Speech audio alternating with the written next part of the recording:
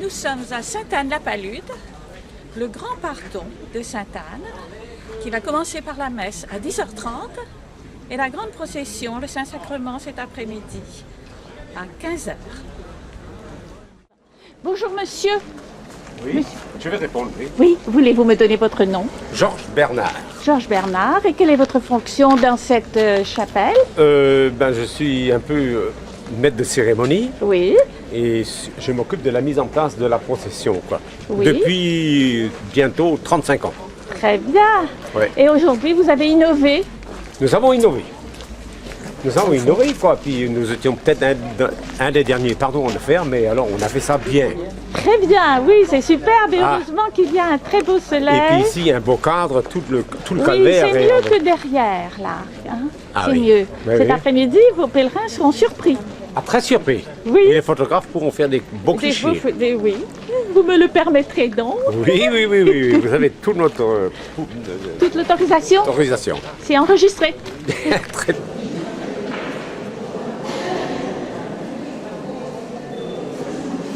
Bonjour mesdames, vous allez porter Sainte-Anne. C'est vous qui portez Sainte-Anne? Oui. Toutes les quatre. Toutes les quatre. Très bien. Je vais vous filmer en sortant, comme les autres années. Merci.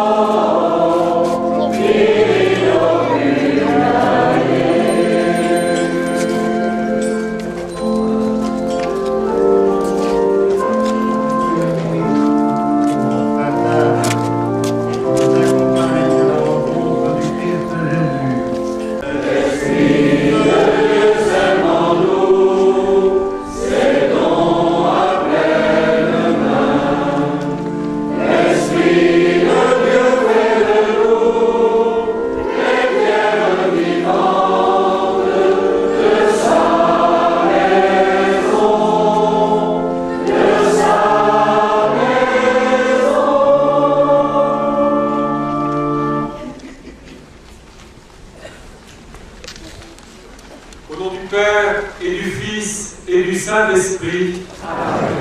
La paix soit avec vous. Et avec votre esprit. Frères et sœurs, c'est une joie pour nous de nous retrouver ce matin pour célébrer, vénérer Sainte Anne, la mère de Marie. Marie, celle par qui le Christ nous a été donné, celle par qui le salut du monde est venu dans notre race humaine.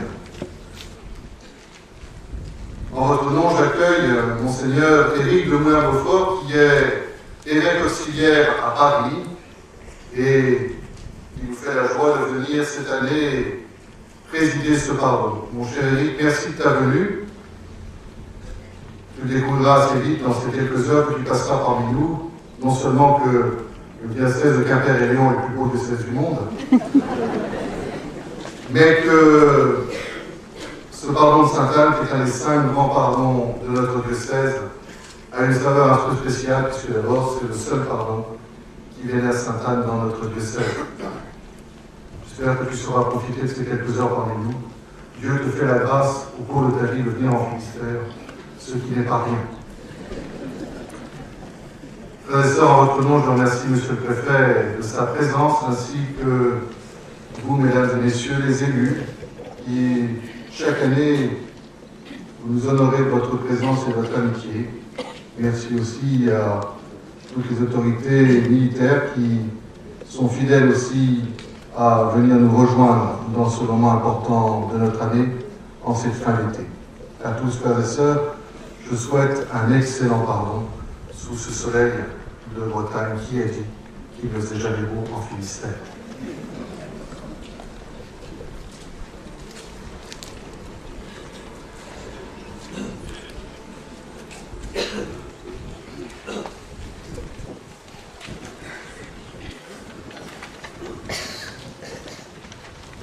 Dear English-speaking France, we are happy to welcome you in our little town. You crossed the borders to visit us. Thank you for coming from so far.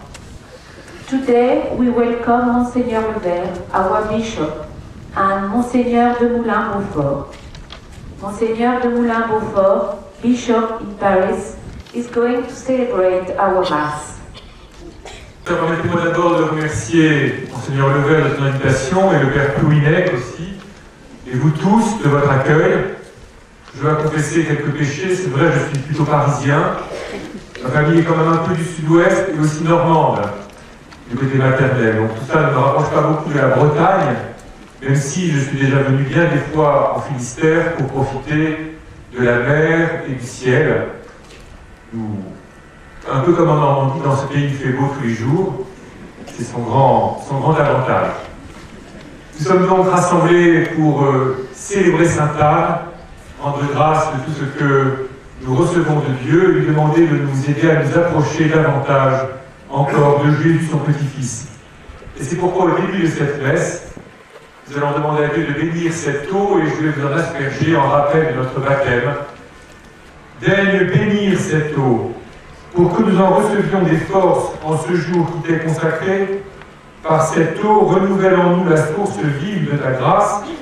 Défends-nous contre tout mal de l'âme et du corps. Nous pourrons alors nous approcher de toi avec un cœur pur et profiter pleinement du salut que tu nous donnes par Jésus le Christ notre Seigneur. Amen. J'ai vu l'eau vive jaillissant du cœur du Christ.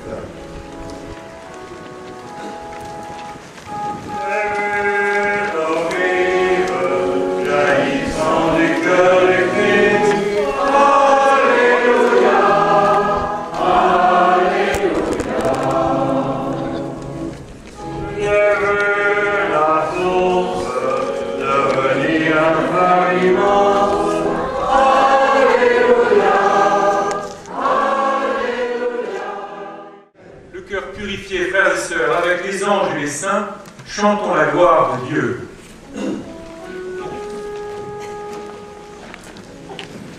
Oh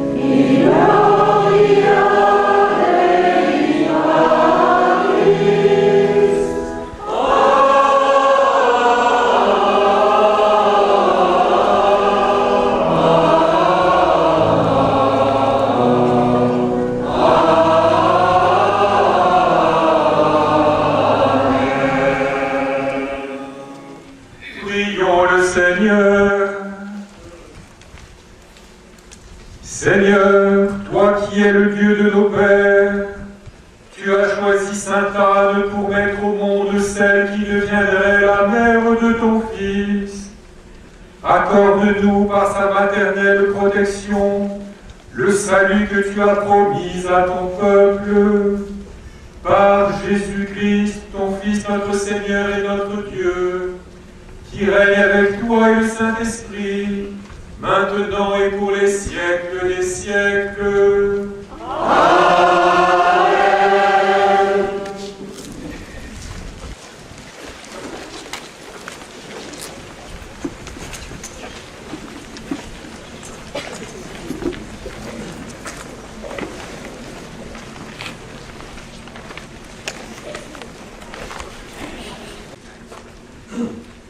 Lecture de la lettre aux Hébreux. Frères, la foi est la manière de posséder déjà ce qu'on espère et de connaître des réalités qu'on ne voit pas.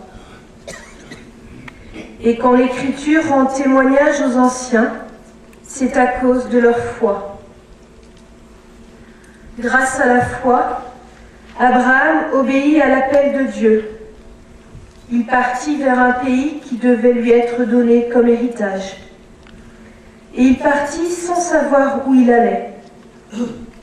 Grâce à la foi, il vint séjourner comme étranger dans la terre promise.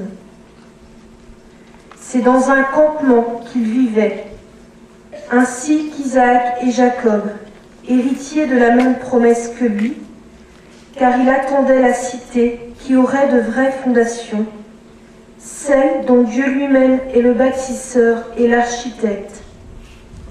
Grâce à la foi, Sarah, elle aussi malgré son âge, fut rendue capable d'avoir une descendance, parce qu'elle avait pensé que Dieu serait fidèle à sa promesse.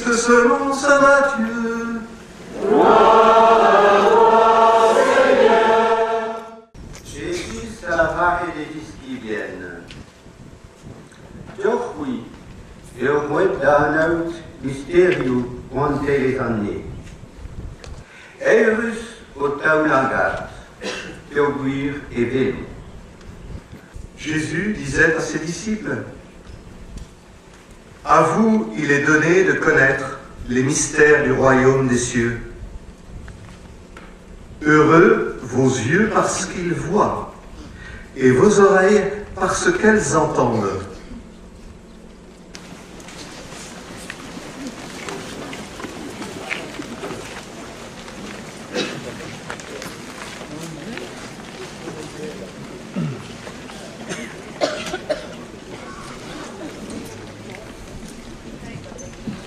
Frères et sœurs, il faut que nous prenions au sérieux les paroles de Jésus, et peut-être particulièrement les promesses de bonheur qu'il nous adresse. Heureux vos yeux parce qu'ils voient, et vos oreilles parce qu'elles entendent. Le Seigneur est venu pour nous conduire vers le bonheur, ou peut-être plus exactement encore, pour nous faire entrer dans sa joie, dans la joie de Dieu. Alors qu'entendons-nous qui devrait nous réjouir? Que voyons-nous qui pourrait mettre notre cœur dans l'allégresse? Bien sûr, nous sommes heureux d'être là ce matin, près de ce sanctuaire, sous ce beau ciel. Un pardon breton, du moins c'est ainsi que, comme étranger, si j'ose dire, je le perçois. Un pardon breton, c'est un moment tout à fait unique où paraît au grand jour l'âme d'un peuple, dans ce que ce peuple a de meilleur, dans une vie qui peut-être, qui a été en tout cas souvent rude. C'est un moment de rassemblement dans l'unité, dans la paix, dans le pardon mutuel, dans la fraternité, et avec la fierté de pouvoir se présenter devant Dieu avec tout ce que l'on porte, tout ce que l'on est. Pour ceux qui sont extérieurs à la Bretagne, c'est comme une fenêtre ouverte sur l'âme de ce peuple, et peut-être comme une sorte de fenêtre ouverte sur le secret de tous les hommes. Beaucoup plus que ce que la vie ordinaire peut donner à voir. Seulement, bien sûr, frères et sœurs, si notre joie de ce jour, si la joie dont le Seigneur nous parle ne venait que de ce que, après tout le monde peut voir de l'extérieur, elle pourrait être fragile.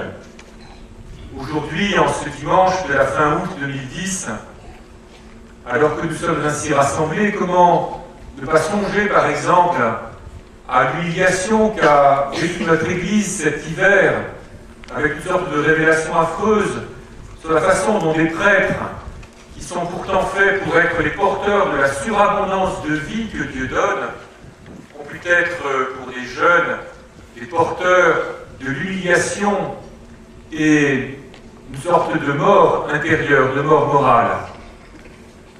Comment aussi ne pas songer à ce que tout le monde sait bien, à tous ces chiffres qui nous indiquent la diminution du nombre de prêtres, la diminution du nombre de personnes consacrées, la diminution du nombre des personnes qui pratiquent qui viennent à la messe le dimanche, la diminution des enfants catéchisés.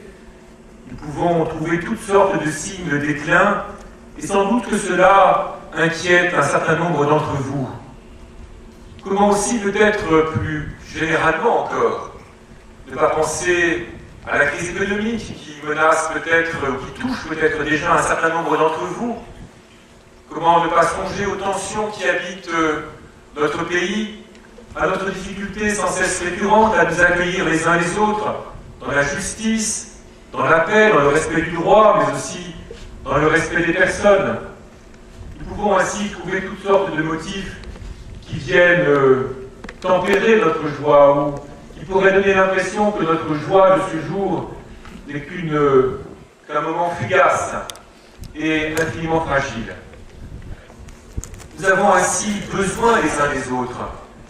Nous avons besoin de nous appuyer sur ce que ceux qui nous ont précédés ont essayé de vivre de meilleur. Nous venons, nous aussi, avec ce qui nous habite, avec ce qu'il peut y avoir dans nos vies de grand, de beau, de vraiment ouvert à la promesse de Dieu, et puis ce qu'il peut y avoir de plus médiocre ou de plus obscur. Et nous appuyons sur nos aïeux et sur l'aïeul de Jésus, pour qu'ils viennent, pour qu'ils renouvellent, maintenant qu'ils sont dans la gloire de Dieu, pour qu'ils puissent venir renouveler, fortifier de l'intérieur notre acte de foi, avec sa force et avec ses pauvretés. Ce qui fait la beauté d'un pardon breton, c'est que ce n'est pas simplement une sorte de copie de ce que les âges antérieurs ont pu faire, comme un simple folklore. Il ne s'agit pas de copier de l'extérieur, mais il s'agit d'entrer dans la démarche de foi, dans la démarche intérieure de ceux qui vous ont précédés sur cette terre. Il s'agit d'avancer vers eux, vers Sainte-Anne, avec eux, vers Sainte-Anne, avec la même humilité, la même confiance, la même espérance contre toute espérance. En venant près de Sainte-Anne ce matin, vous pouvez lui demander, avec ce que vous êtes, avec l'étape de votre vie où vous vous trouvez, de vous conduire davantage vers Jésus.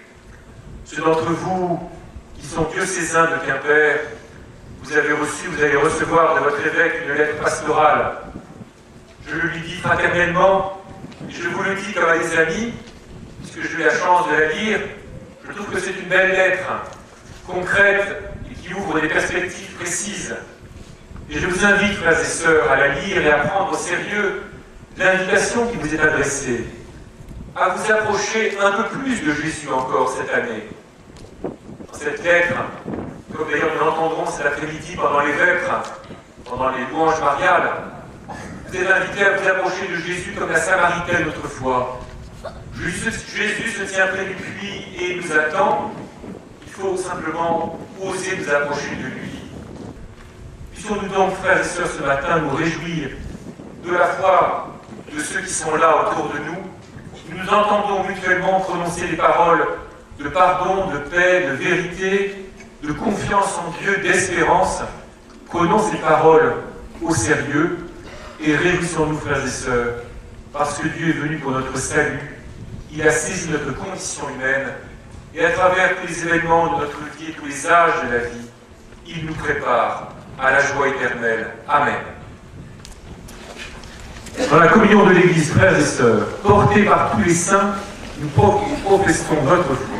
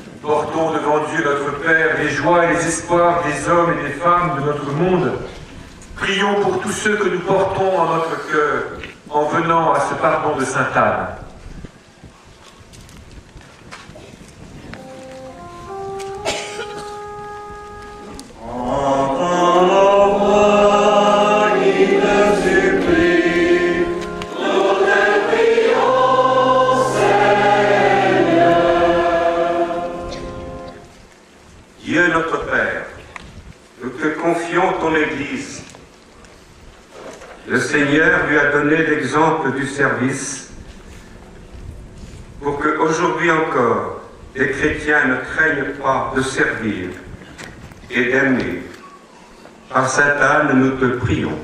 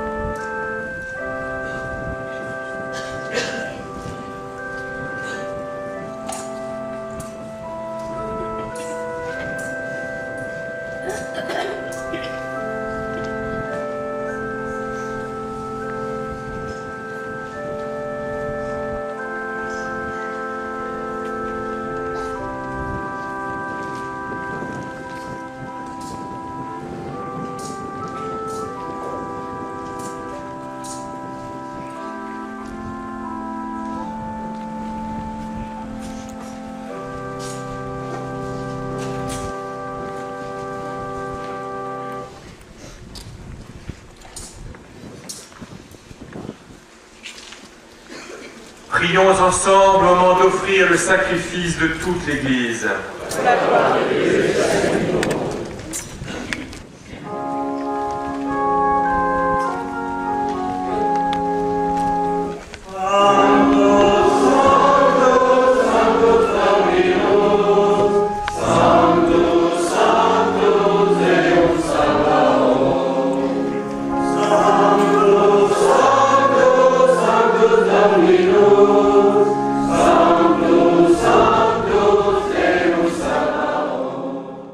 Maintenant donc, Père de toute grâce, nous t'en prions, envoie ton Esprit Saint pour qu'il sanctifie nos offrandes, que ce pain et ce vin deviennent pour nous le corps et le sang du Christ, notre Seigneur.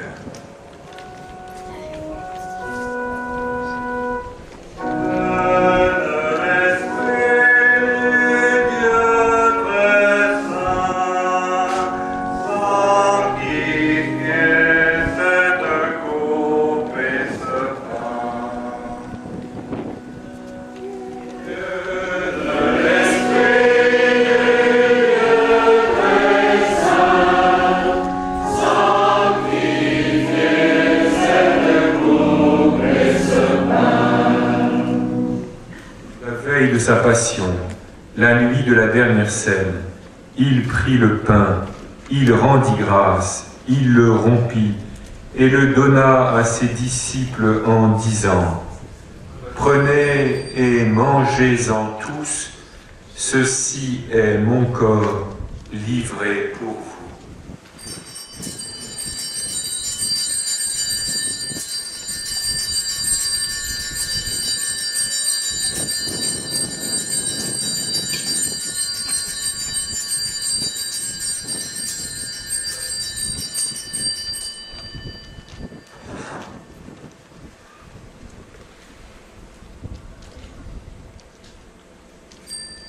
De même, à la fin du repas, il prit la coupe. De nouveau, il rendit grâce et la donna à ses disciples en disant : Prenez et buvez-en tous, car ceci est la coupe de mon sang, le sang de l'alliance nouvelle et éternelle, qui sera versé pour vous et pour la multitude en rémission des péchés. Vous ferez cela en mémoire de moi.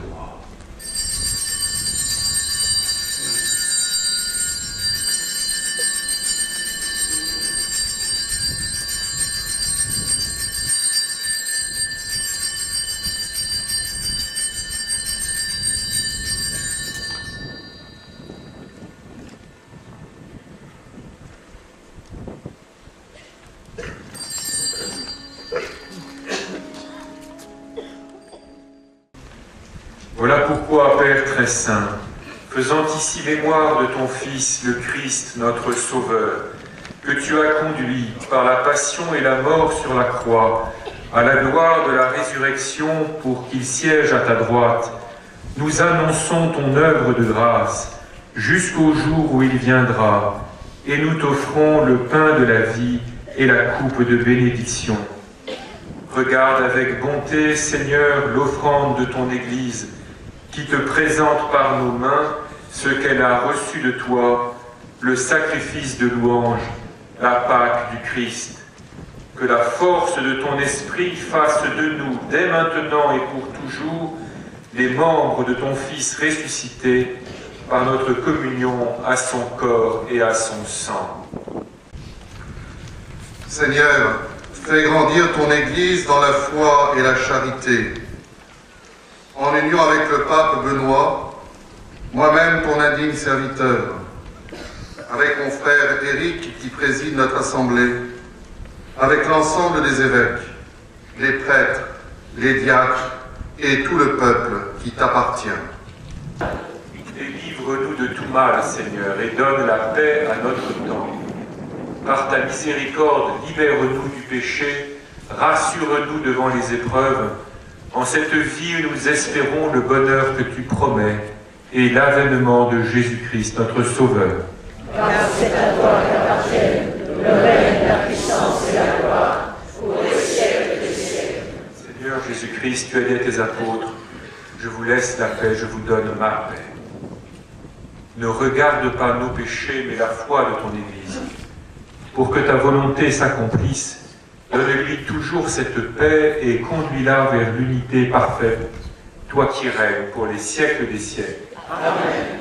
Que la paix du Seigneur soit toujours avec vous. Et avec votre esprit.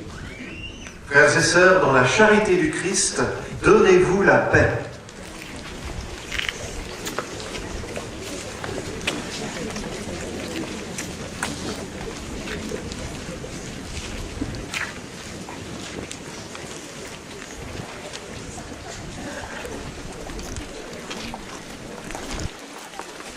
Tenez, là, je vais vous passer les sœurs à mariage.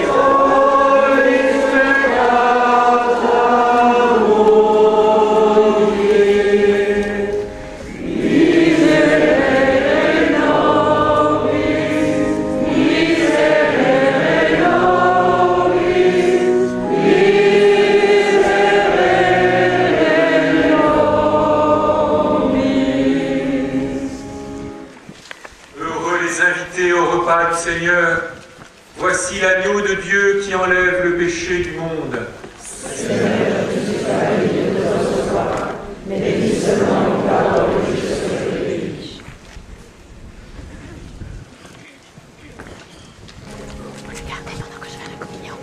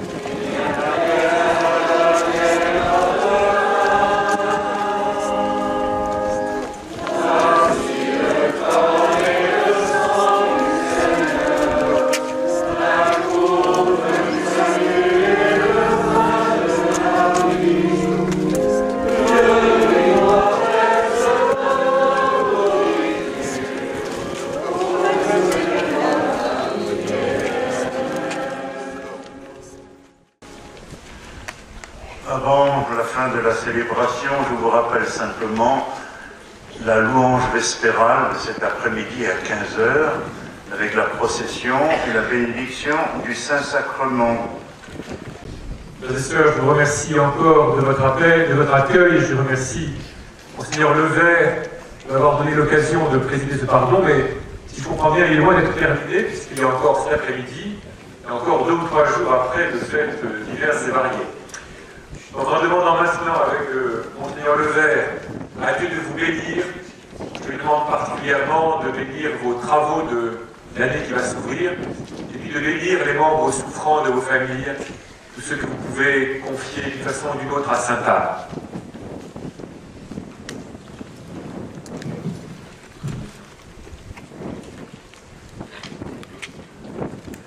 Le Seigneur soit avec vous. Et avec votre esprit. Que Dieu Tout-Puissant vous bénisse, le Père, le Fils et le Saint-Esprit. Amen.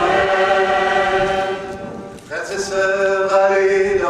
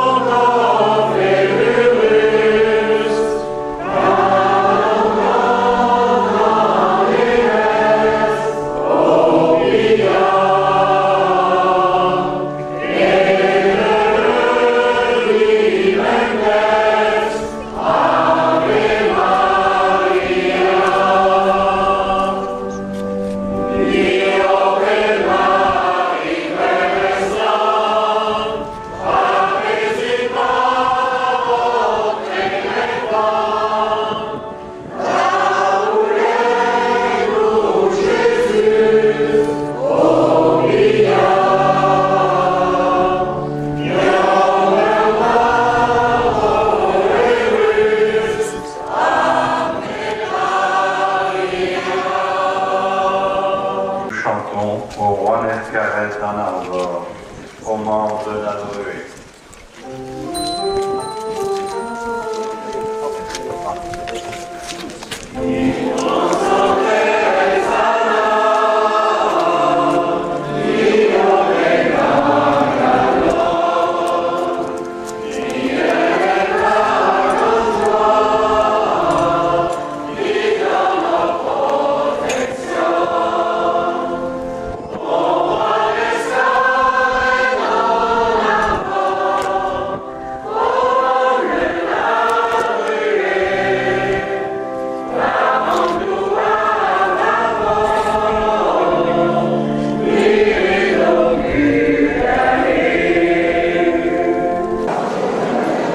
Monsieur Chevalier. Bonjour. Bonjour, ce n'est pas la première fois que nous nous voyons.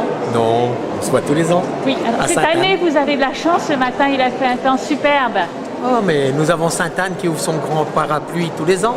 Pas toujours, elle n'écoute pas toujours. Oh, la dernière fois où la procession a été obligée de rentrer avant la fin, je pense que ça doit être en 1983 ou 84. Ah bon, ça arrive quand même qu'une tempête, un orage? Oui, non, là c'était une grosse pluie. Et alors, les bannières? Les bannières étaient sorties, les costumes, bon, les gens étaient rentrés, hein. Il y avait trop de pluie. Et comment répare-t-on ces beaux costumes et ces belles bannières? Il faut les faire sécher rapidement pour éviter qu'ils moisissent et... C'est tellement précieux. Ah, c'est précieux, oui. Surtout et on ne peut pas les anciens. protéger. Il y a un parapluie pour les coiffes, mais pas pour les bannières. Non, non. Donc les bannières, il n'y a aucun vin. On est obligé de les rentrer. Hein. Elles sont tellement vieilles que certaines sont du début du siècle dernier. Oui. À partir de là, on les soigne bien, mais malheureusement, s'il y a de la pluie, il faut les rentrer. Aujourd'hui, donc, on ne craint rien sur ce plan. Et je crois que vous avez innové. Vous avez, dites-moi, aujourd'hui... Aujourd'hui, on a créé des portiques pour mettre les bannières à l'extérieur dans l'ordre de la procession et pour les exposer aux pèlerins. Donc, ils voient toutes les bannières de la trentaine de communes, de paroisses qui viennent chez nous. Et chaque paroisse connaît l'endroit où il doit mettre ça? Ils Tout ont est un indiqué. Numéro? Non, le nom de la paroisse est indiqué. Ah, très bien.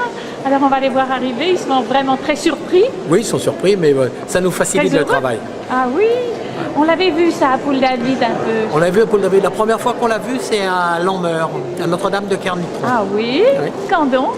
Lors du centenaire du sanctuaire. Ah oui, l'année dernière? L'année dernière. Ah oui, parce que moi je l'ai vu à Poule-David en octobre dernier. Oui. Ils avaient pris exemple? Bon, sans doute. Hein. Très bien. Voilà. On espère encore vous revoir à Calotte, monsieur. Oui. Voilà. À bientôt. À bientôt.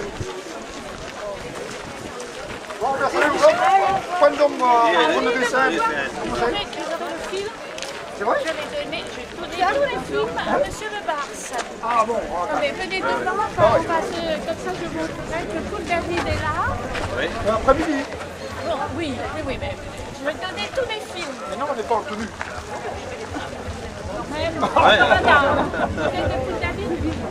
Poule-David. Ça c'est la même entreprise. Très bien. Bon, j'ai donné tous les films, oui, il faudra reproduire les DVD. Maintenant c'est fini, j'ai tout donné, mais je n'aime pas faire la grève. Je ne veux pas faire ça. Bon, on verra ça avec Henri. Mais vous avez Saint-Vandal, vous avez Calotte. Ah oui. Ah oui, Superbe Calotte 2009. Non, 2008, vous n'étiez pas. Non, 2009, l'année dernière. Oui, 2009, vous étiez? Oui. Oui, mais en DVD, il est superbe. Ah oui, d'accord. Et celui-là, est-ce que je vous le donne? Je vais réfléchir. Parce qu'il faut demander à monsieur Le Bars. Oui, mais nous, on verra ça. Je ne veux pas boycotter par la hiérarchie. Non, faut pas, on va la hiérarchie. J'ai des exemplaires s'il le faut, mais je préférerais que ça soit vous qui diffusiez. Oui, ok. D'accord? Au revoir. Vous voulez pas? On ne pas tout le temps, on pas toujours les mêmes. Vous avez vu le film? Oui. Bonjour madame. Monseigneur, j'ai le titrail. Mais oui, je vois, vous avez un je suis matériel habituée. extraordinaire. Non, je fais ça de façon bénévole. On a tous les pardons. D'accord. Je donne tous à l'évêque, il y en a un exemplaire. Et je les donne au curé de chaque paroisse. Et j'espère qu'ils vont le diffuser. C'est pas resté à sa place. Salut. Merci,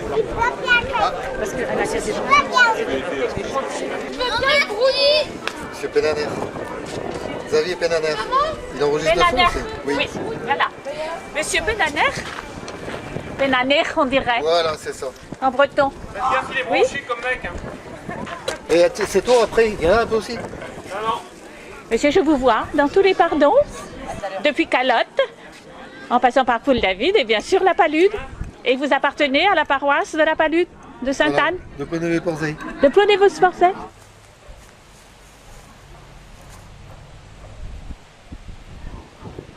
Nous sommes le 29 août 2010, le grand pardon de Sainte-Anne-la-Palude. La messe est terminée. Nous attendons la procession qui débutera à 15 h. Elle sera suivie de la bénédiction du Saint-Sacrement. Voici ce grand espace. Avant cette procession, tout est désert.